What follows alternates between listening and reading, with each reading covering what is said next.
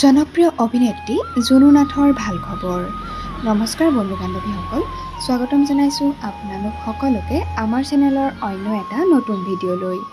আশা কৰিছোঁ সকলো ভালেই আছে।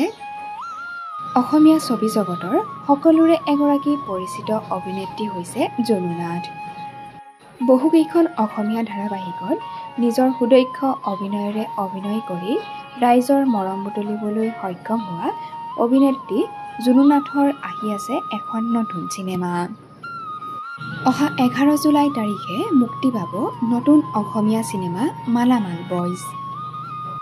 চিনেমাখনত অভিনেত্ৰী জুনু নাথকে ধৰি দেখিবলৈ পোৱা যাব অভিনেতা বলিন বৰা আৰু হিন্দী পঞ্চায়ত ৱেব ছিৰিজৰ অভিনেতা ভূষণ ভাইকো দেখিবলৈ পোৱা যাব নতুন অসমীয়া চিনেমা মালামাল বইজত।